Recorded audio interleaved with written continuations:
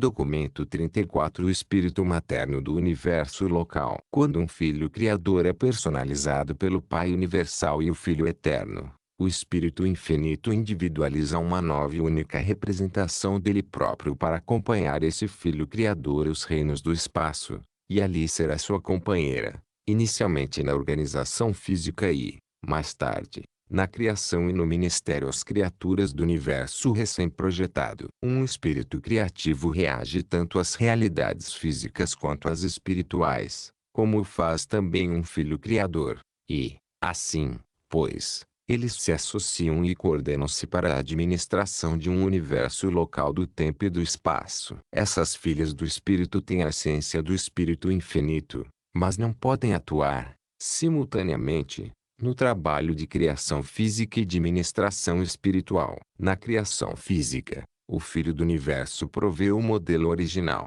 enquanto o espírito materno do universo inicia a materialização das realidades físicas. O Filho opera nos projetos da força e poder, enquanto o espírito transforma essas criações de energias em substâncias físicas. Embora seja um pouco difícil descrever essa presença inicial do espírito infinito no universo, como uma pessoa, ainda assim, para o Filho Criador, a sua coligada do espírito é pessoal e tem funcionado sempre como uma individualidade separada. 1.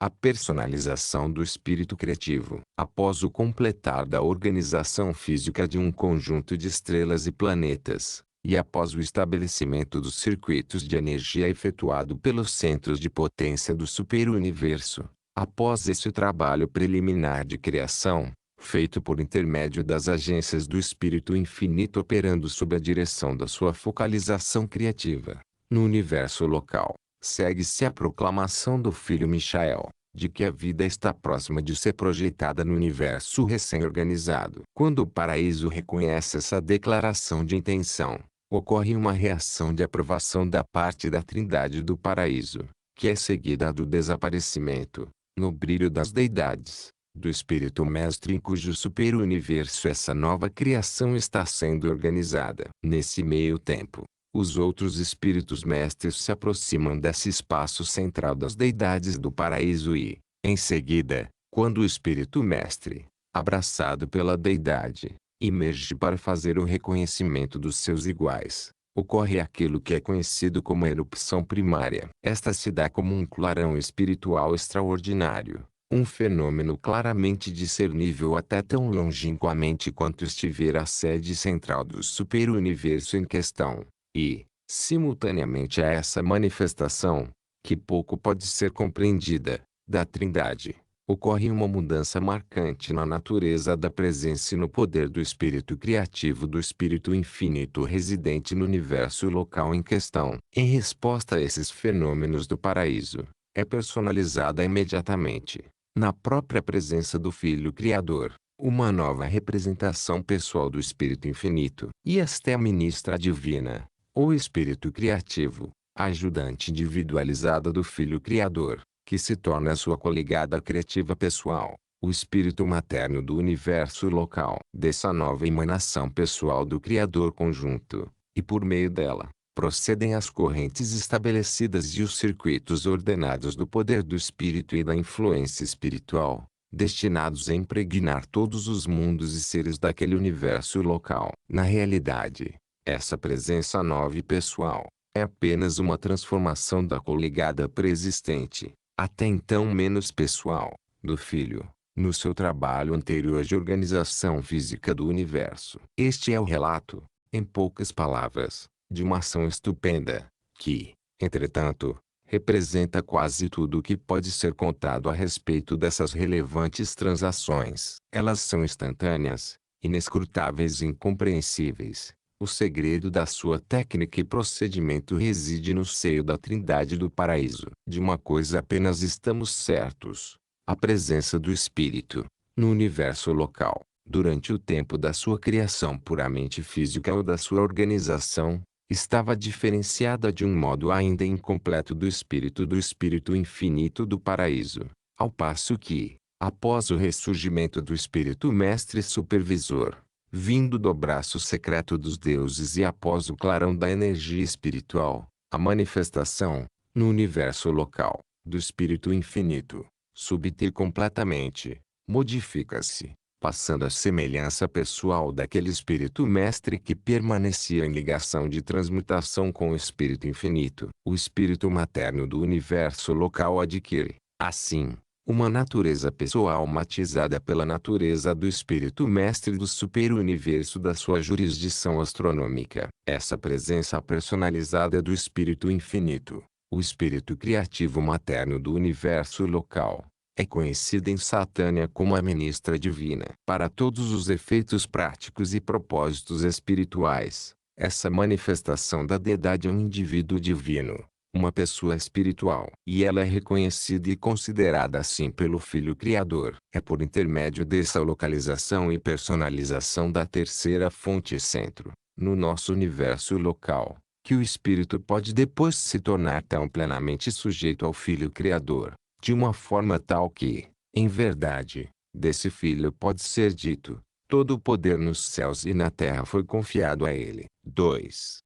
A natureza da ministra divina, havendo-se submetido a metamorfoses marcantes de personalidade no tempo da criação da vida, a ministra divina, depois disso, funciona como uma pessoa e coopera de um modo muito pessoal com o Filho Criador, no planejamento e direção dos assuntos extensos da criação local de ambos. Para muitos tipos de seres do universo, essa representação mesma do Espírito Infinito pode parecer não ser plenamente pessoal durante as idades que precedem a auto-outorga final de Michael, mas, depois da elevação do Filho Criador à autoridade soberana de Filho Mestre, o Espírito Criativo Materno tem as suas qualidades pessoais ampliadas de um modo tal que se torna pessoalmente reconhecido por todos os indivíduos com os quais entra em contato. Desde a sua mais antiga ligação com o Filho Criador, o Espírito do Universo possui todos os atributos de controles físicos do Espírito Infinito,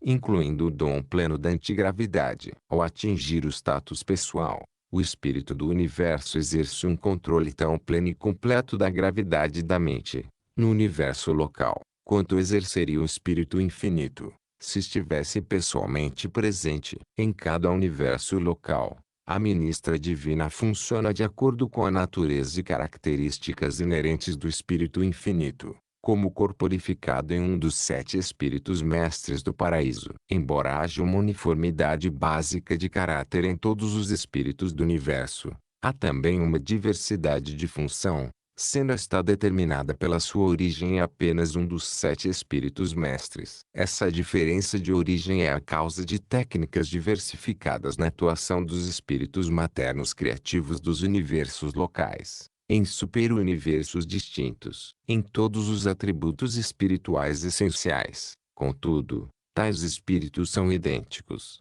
igualmente espirituais e totalmente divinos, não importando a diferenciação entre os superuniversos. O espírito criativo é co-responsável, junto com o Filho Criador, pela produção das criaturas dos mundos, e corresponde sempre a todos os esforços do Filho para manter e conservar essas criações. A vida é ministrada e mantida por intermédio da agência do Espírito Criativo. Vós enviais o vosso Espírito, e eles são criados. Vós renovais a face da terra. Na criação de um universo de criaturas inteligentes, o Espírito Criativo Materno atua, primeiro, no âmbito da perfeição do universo, colaborando com o Filho na geração do brilhante estrela matutino. Em seguida, a progênie do Espírito aproxima-se cada vez mais da ordem dos seres criados nos planetas, assim como os filhos vão descendo, desde os Melquisedeques até os filhos materiais,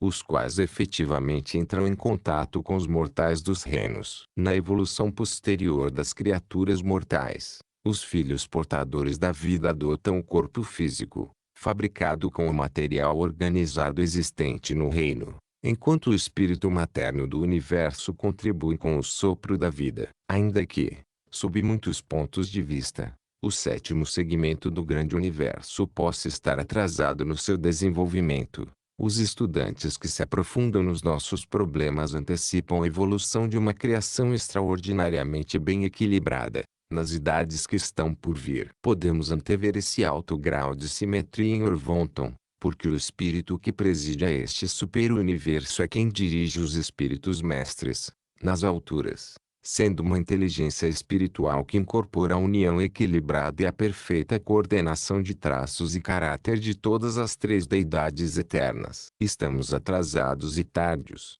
em relação a outros setores. No entanto, sem dúvida aguardam-nos, em alguma época, um desenvolvimento transcendente e uma realização sem precedentes nas idades eternas do futuro. 3. O Filho e o Espírito no tempo e no espaço. Nem o Filho eterno, nem o Espírito infinito são limitados ou condicionados, seja pelo tempo, seja pelo espaço. No entanto, a maior parte da sua descendência o é. O Espírito infinito impregna todo o espaço e habita o círculo da eternidade. Contudo, no seu contato pessoal com os filhos do tempo, as personalidades do Espírito infinito devem lidar frequentemente com os elementos temporais, embora nem tanto com o espaço. Muitas das ministrações da mente ignoram o espaço, mas sofrem um retardamento, no tempo, ao efetuar a coordenação dos diversos níveis de realidade do universo. Um mensageiro solitário é virtualmente independente do espaço, exceto pelo tempo que é realmente necessário para ele transportar-se de uma localização até outra, e há entidades similares desconhecidas para vós. Nas suas prerrogativas pessoais, um espírito criativo é, total e completamente, independente do espaço, mas não do tempo. Não há nenhuma presença pessoal especializada desse espírito do universo, nas sedes centrais das constelações nem dos sistemas. Ela está presente, igual e difusamente, em todo o seu universo local e, portanto, está tão literal e pessoalmente presente em um mundo como em outro qualquer. Apenas no que diz respeito ao elemento tempo é que um espírito criativo é limitado nas suas ministrações ao universo. Um filho criador atua instantaneamente em todo o seu universo. O espírito criativo, no entanto, deve depender do tempo para a ministração da mente universal, exceto quando se prevalece, de modo consciente e definido, das prerrogativas pessoais do Filho do Universo. Na função do puro Espírito, o Espírito Criativo também atua independentemente do tempo, bem como na sua colaboração com a função misteriosa da refletividade do universo. Embora o circuito da gravidade do Espírito do Filho Eterno opere independentemente do tempo tanto quanto do espaço, as funções dos filhos criadores não estão todas eximidas de limitações espaciais. Afora as transações dos mundos evolucionários, esses filhos Michaéis parecem ser capazes de operar com relativa independência do tempo. Um filho criador não é limitado pelo tempo, mas é condicionado pelo espaço. Ele não pode pessoalmente estar em dois lugares em um mesmo momento. Michael de Nebadon atua fora do tempo, dentro do seu próprio universo, e por refletividade, praticamente, também no super-universo. Ele comunica-se, fora do tempo, diretamente com o Filho Eterno. A ministra divina é uma compreensiva ajudante do Filho Criador, capacitando-o a vencer e compensar as suas limitações inerentes com relação ao espaço, pois, quando ambos funcionam em união administrativa, ficam praticamente independentes do tempo e do espaço, dentro dos confins da sua criação local. Portanto, como é observado na prática, em todo um universo local, o Filho Criador e o Espírito Criativo em geral atuam independentemente tanto do tempo quanto do espaço, posto que há sempre, à disposição de um, a liberação do tempo ou do espaço, para o outro. Apenas os seres absolutos são independentes do tempo e do espaço, no sentido absoluto. A maioria das pessoas subordinadas ao Filho Eterno, ou ao Espírito Infinito, estão sujeitas tanto ao tempo quanto ao espaço. Quando um espírito criativo materno torna-se consciente do espaço, ela está se preparando para reconhecer como seu um domínio espacial circunscrito, um reino no qual será livre de espaço, em contraposição a todo o restante do espaço ao qual ele estaria condicionado. Apenas se há livre para escolher, e atuar, dentro do reino da própria consciência. 4. Os circuitos do universo local. Há 3 circuitos distintos espirituais no universo local de Nebadon. 1. O circuito do espírito infundido do Filho Criador, o Confortador, O Espírito da Verdade. 2. O circuito do Espírito da Ministra Divina, o Espírito Santo. 3. O circuito da ministração da inteligência, que inclui as atividades mais ou menos unificadas, porém com funções diferentes, dos 7 espíritos ajudantes da mente. Os filhos criadores são dotados com um espírito de presença no universo, que, de muitos modos, é análogo ao dos 7 espíritos mestres do paraíso. E este é o Espírito da Verdade, refundido em um mundo por um filho de auto-outorga depois que ele recebe o título espiritual nessa esfera. Esse confortador outorgado é a força espiritual que sempre atrai todos os buscadores da verdade para ele, que é a personificação da verdade no universo local. Esse espírito é um dom inerente ao Filho Criador, que emerge da sua natureza divina do mesmo modo que os circuitos mestres do grande universo derivam-se das presenças das personalidades das deidades do paraíso. O Filho Criador pode ir e vir. A sua presença pessoal pode estar no universo local ou em outro lugar. Ainda assim, contudo, o Espírito da Verdade funciona sem perturbações, pois esta presença divina, ainda que sendo derivada da personalidade do Filho Criador, é centrada operacionalmente na pessoa da ministra divina. O espírito materno do universo, por sua vez, entretanto, nunca deixa o mundo sede do universo local. O espírito do Filho Criador pode atuar independentemente da presença pessoal do Filho, mas isso não se dá com o espírito pessoal da ministra. O Espírito Santo, da ministra divina, deixaria de funcionar se a presença pessoal dela fosse removida de Salvington.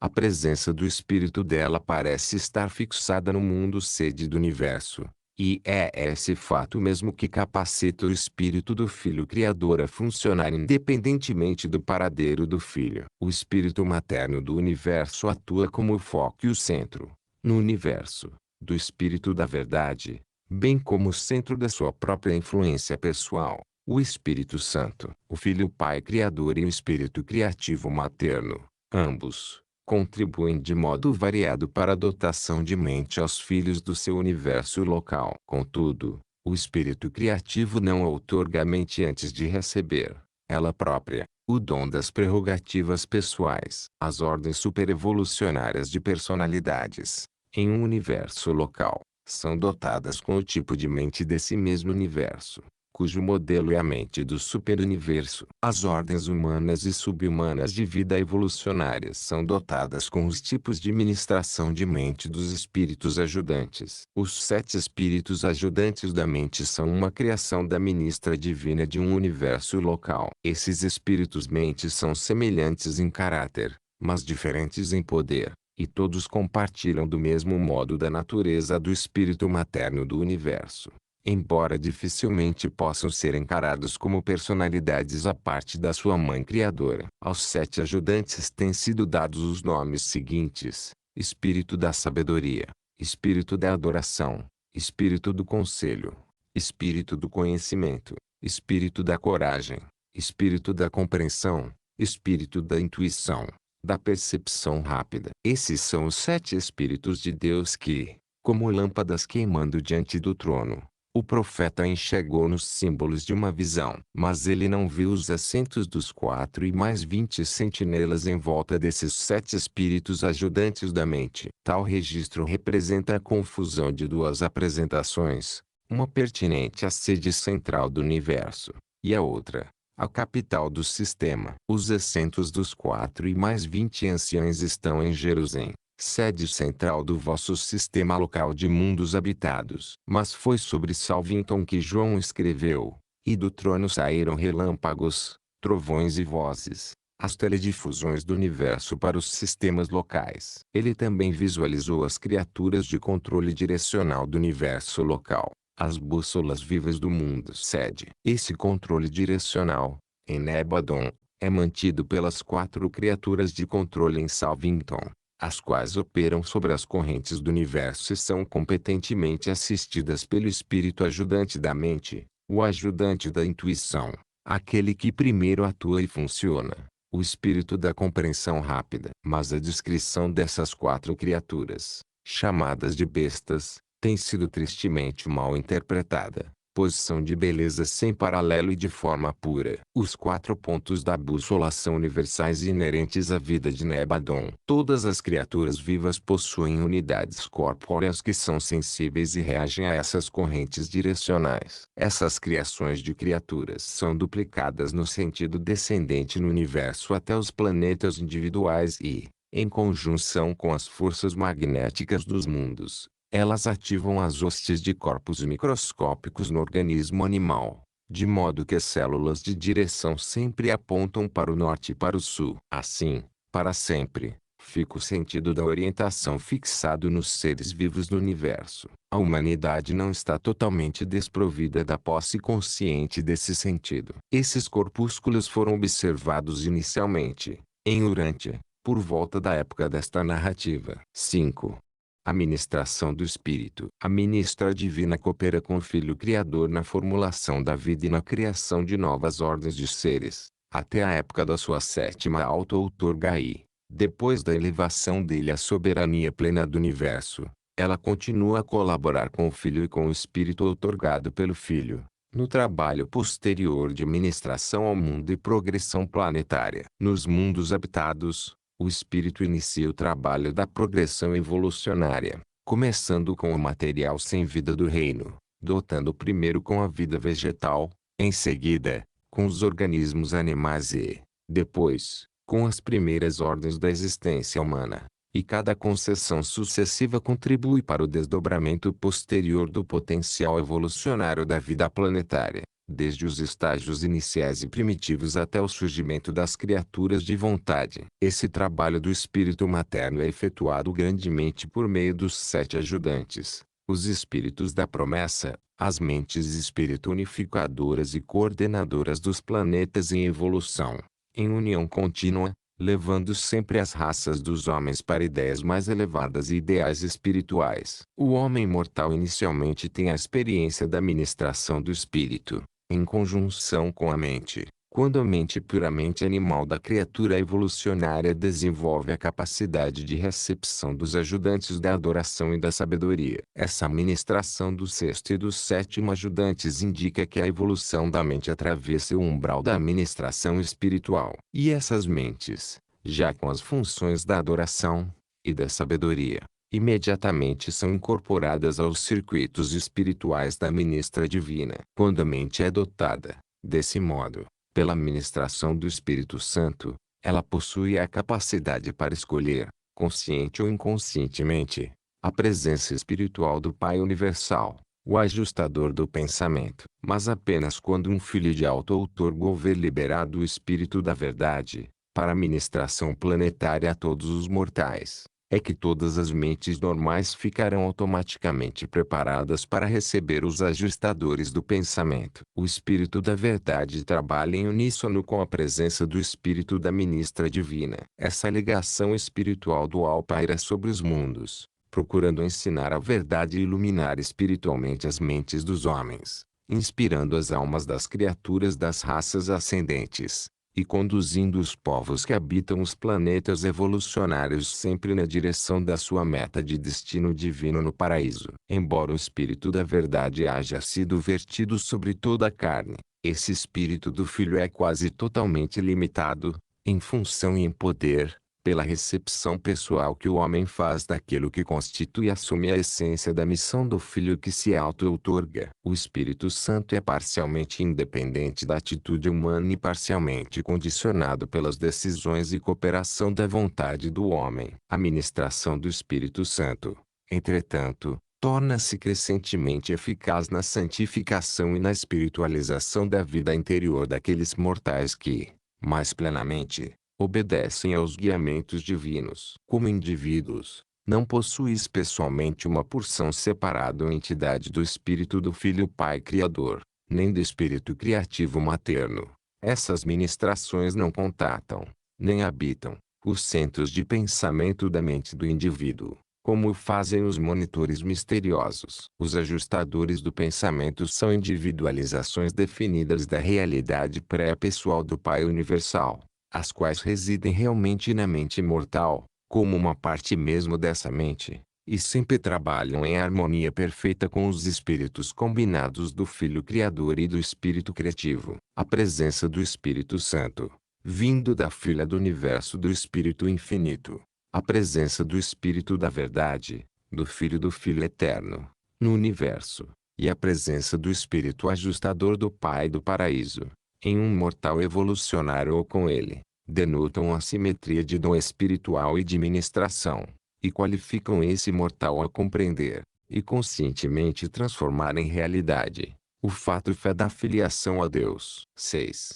O espírito no homem. Com o avanço da evolução de um planeta habitado e a posterior espiritualização dos seus habitantes, outras influências espirituais podem ser recebidas por tais personalidades amadurecidas. À medida que os mortais progridem no controle da mente e na percepção do espírito, essas ministrações espirituais múltiplas têm uma atuação cada vez mais coordenada, e tornam-se crescentemente harmonizadas com a superministração da Trindade do Paraíso. Embora a divindade possa ser plural em manifestação, na experiência humana, a deidade é singular, e sempre é uma. E, também, o ministério espiritual não é plural na experiência humana. Independentemente da pluralidade da sua origem, todas as influências espirituais são unas, na sua atuação. De fato, elas são uma, constituindo a ministração do Espírito de Deus, o sétuplo, as criaturas do grande universo, nelas e para elas. E, à medida que as criaturas crescem na apreciação e na receptividade dessa ministração unificadora do Espírito, ela torna-se, na experiência delas, a ministração de Deus, o Supremo. Das alturas da glória eterna, o Espírito Divino desce, em uma longa série de passos, para encontrar-vos como estáis e onde quer que estejais e, então, no compartilhamento da fé, abraça amorosamente a alma de origem mortal, para que ela embarque no caminho da reascensão certa e segura, retomando aqueles passos de condescendência, e nunca parando até que a alma evolucionária esteja a salvo, e elevada, até as alturas mesmas da bênção da qual o Espírito Divino originalmente saíra nessa missão de ministração e misericórdia. As forças espirituais infalivelmente procuram e alcançam os seus próprios níveis originais. Havendo saído do Eterno, é certo que elas retornem para lá, levando consigo todos aqueles filhos do tempo e do espaço que esposaram a orientação e ensinamentos do ajustador residente, aqueles que são verdadeiramente nascidos do Espírito, os filhos de Deus pela fé. O Espírito Divino é uma fonte contínua de ministério e de encorajamento para os filhos dos homens. O vosso poder e o vosso êxito estão de acordo com a misericórdia dele, mediante a renovação do Espírito. A vida espiritual, tanto quanto a energia física, consome-se. O esforço espiritual resulta em relativo esgotamento espiritual. Toda a experiência ascendente tanto é real quanto é espiritual, e por isso, está em verdade escrito, é o Espírito que vivifica, o Espírito dá a vida. A teoria morta, mesmo a das mais elevadas doutrinas religiosas, é impotente para transformar o caráter humano ou para controlar o comportamento dos mortais. O que o mundo de hoje necessita é da verdade que o vosso mestre de outrora declarou, não apenas em palavras, mas também em poder e no Espírito Santo. A semente da verdade teórica torna-se morta, os mais elevados conceitos morais tornam-se sem efeito, a menos que, e até que, o Espírito Divino sopre sobre as formas da verdade e vivifique as fórmulas da retidão. Aqueles que houverem recebido e reconhecido a presença de Deus, residente neles, são nascidos do Espírito. Vós sois o templo de Deus, e o Espírito de Deus reside em vós. Não é suficiente que este Espírito seja vertido sobre vós. Tal Espírito Divino deve dominar e controlar cada etapa da experiência humana. É a presença do Espírito Divino, a água da vida, que põe fim à sede devoradora do descontentamento mortal e àquela indescritível fome da mente humana não espiritualizada. Os seres motivados pelo Espírito nunca têm sede, pois essa água espiritual será neles um manancial de satisfação, brotando permanentemente para a vida eterna. As almas regadas pela água divina são todas como que independentes do ambiente material, Quanto às alegrias do viver e às satisfações da existência terrena, elas estão espiritualmente iluminadas e refrescadas, moralmente fortalecidas e dotadas. Em cada mortal existe uma natureza dual, a herança das tendências animais e o elevado impulso do dom do espírito. Durante o curto período em que viverdes em Urântia, esses dois impulsos diversos e opostos raramente poderão ser conciliados por completo. Dificilmente poderão ser harmonizados e unificados. Contudo, durante o vosso tempo de vida, o espírito solidário e combinado está sempre ministrando, no sentido de ajudar-vos a submeter, mais e mais, a carne ao guiamento deste espírito. Ainda que devais viver a vossa vida material até o fim, ainda que não possais escapar do corpo nem das necessidades dele, não obstante, estareis, em propósito e ideais, cada vez mais fortalecidos em poder para submeter a natureza animal ao domínio do espírito. Existe, realmente, dentro de vós uma conspiração de forças espirituais, uma confederação de poderes divinos, cujo propósito exclusivo é efetivar a vossa libertação final da escravidão material e das limitações finitas. O propósito de toda essa ministração é que possais estar fortalecidos em poder, por meio do espírito dele, que vive dentro, no lado interno do homem. E tudo isso não representa senão passos preliminares para a realização final na perfeição da fé e do serviço, a experiência na qual vós estareis preenchidos da plenitude de Deus. Pois todos aqueles que são guiados pelo Espírito de Deus são filhos de Deus. O Espírito nunca constrange, apenas guia. Se fores um aprendiz de vontade forte, se quiseres atingir o nível espiritual e alcançar as alturas divinas, se desejares sinceramente alcançar a meta eterna, então o Espírito Divino guiar-te-á, suave e amorosamente, na trajetória da filiação e do progresso espiritual. Todo passo que deres deve ser da tua boa vontade, de cooperação inteligente e alegre. O predomínio do Espírito jamais é matizado pela coação, nem comprometido pela compulsão. E, quando essa vida de guiamento do Espírito é livre e inteligentemente aceita, desenvolve-se gradativamente, dentro da mente humana, uma consciência positiva de contato divino e segurança na comunhão com o Espírito. Mais cedo ou mais tarde, o Espírito dá o testemunho, por meio do vosso Espírito, o ajustador, de que vós sois um filho de Deus. E o vosso próprio ajustador do pensamento já indicou o vosso parentesco com Deus. E as Escrituras confirmam que o Espírito testemunha com o vosso Espírito, e não para o vosso espírito. A consciência da predominância do espírito em uma vida humana, atualmente, é alcançada por uma demonstração sempre maior das características do espírito, nas reações vitais de um mortal guiado assim pelo espírito, pois os frutos do espírito são amor, alegria, paz, resignação, doçura, bondade, fé, mansidão e temperança. Tais mortais,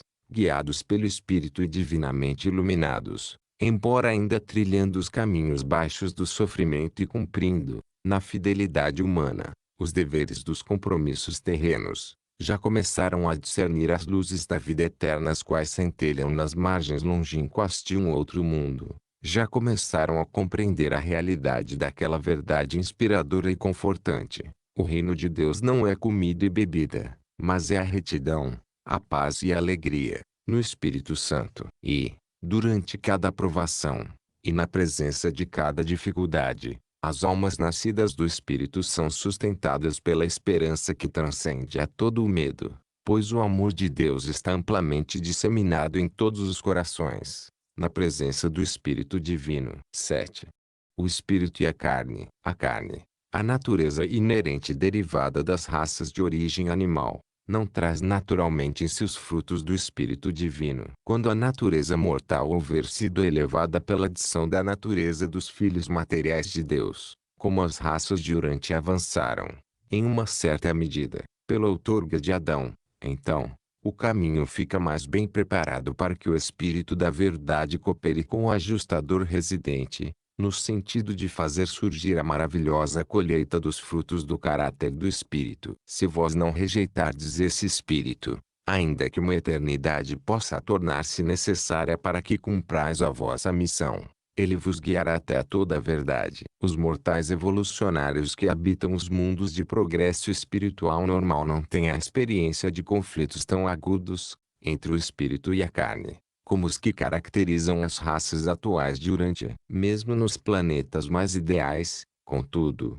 o homem pré-adâmico deve fazer esforços positivos para ascender, do plano de existência da manifestação puramente animal, até os sucessivos níveis de significados cada vez mais intelectuais e valores espirituais mais elevados. Os mortais de um mundo normal não experimentam a constante luta entre sua natureza física e sua natureza espiritual. Eles confrontam-se com a necessidade de escalar, desde os níveis animais de existência até os planos mais elevados da vida espiritual. Sim, mas essa ascensão é mais como se submetessem a um aperfeiçoamento educacional, se comparada aos conflitos intensos que os mortais de Urântia enfrentam, nesse reino de tantas divergências entre a natureza material e a espiritual. Na sua tarefa de realização planetária espiritual progressiva, os povos de Urântia sofrem as consequências de estarem duplamente privados de ajuda. A insurreição de Caligástia precipitou uma confusão de amplitude mundial e roubou de todas as gerações subsequentes a assistência moral que uma sociedade bem ordenada lhes haveria proporcionado. E,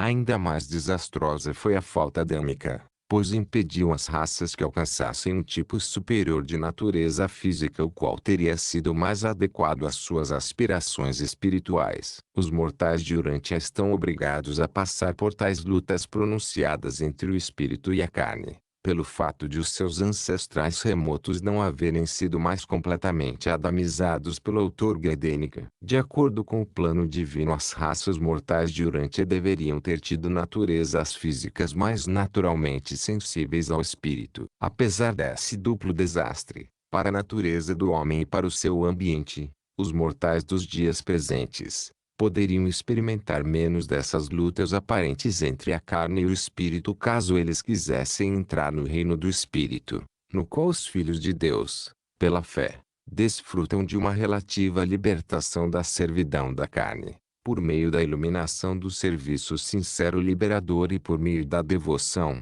de todo o coração, ao cumprimento da vontade do Pai nos céus. Jesus mostrou à humanidade o novo caminho da vida mortal, por meio do qual os seres humanos podem escapar, quase totalmente, das espantosas consequências da rebelião de Caligástia e compensarem-se mais efetivamente das privações resultantes da falta adâmica. O Espírito da vida de Cristo Jesus tornou-nos livres da lei do viver animal e das tentações do mal e do pecado. Essa é a vitória sobre a carne. E é uma vitória da vossa própria fé. Aqueles homens e mulheres que são conscientes de Deus e que nasceram da experiência do Espírito não entram em conflito com as suas naturezas mortais mais do que o fazem os habitantes dos mais normais dos mundos, planetas que nunca foram maculados pelo pecado nem atingidos pela rebelião. Os filhos da fé trabalham em níveis intelectuais e vivem em planos espirituais muito acima dos conflitos produzidos pelos desejos físicos desenfreados ou pouco naturais. As necessidades normais dos seres animais, os apetites e os impulsos naturais de ordem física não estão em conflito, nem mesmo com as realizações espirituais mais elevadas, exceto nas mentes de pessoas ignorantes, mal instruídas ou infelizmente tomadas por escrúpulos extremados. Havendo começado o caminho da vida eterna, aceitado tal compromisso e recebido as vossas ordens de avançar,